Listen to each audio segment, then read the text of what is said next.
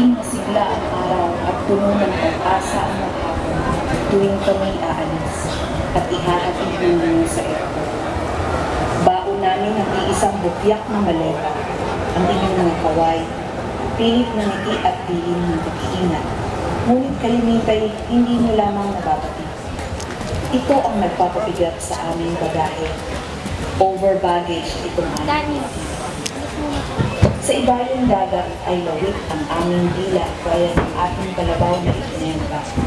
Noong kapusin tayo ng panglagay sa Bolerong Recruitment Agency. Sa ibayong dagat ay kumakayod kami ng lampas sa oras, gaya ng kapwa obrerong nakabayubay sa krus ng mababang sahod sa pinanggalingan naming mga garisong industrial. Sa ibayong dagat ay nagpupugas kami ng puwet ng may puwet, gaya ng ginagawa ng mga congressman sa puwet ng peke nilang Pangulo. Sa ibayong dagat ay umiilag kami sa bala.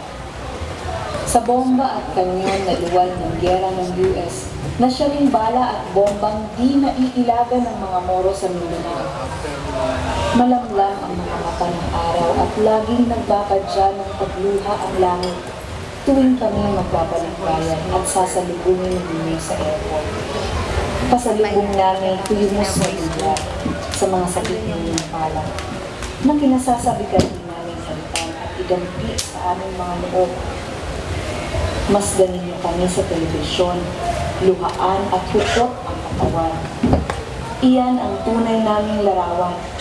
Di gaya ng litratong kumakain kami ng ubas na natanggap ninyo noong nagdaang Pasko.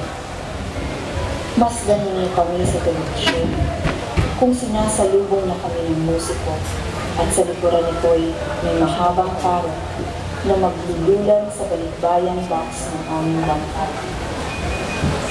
Sa ibayong dagat ay nagtitipon kami tuwing Biyernes o Linggo sa mga parke, hindi lamang upang magchismisan, magpamanicure at kumanap ng pambayad utang.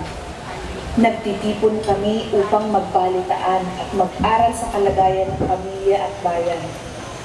Isinusulat namin ang pinakamasasayang kwento kay inay habang isinusulat sa kanya ang mapupulang titik ng pakikibaka para sa katarungan ng bayan pansamantalang nagisa. Kahit pa nangungutya ang pagka-homesick, hindi kami mangingiming magmarcha, magkapit-bisig, at iparanig sa aking mamamayan ng daigdig na uuwi rin kami sa aming mga giliw.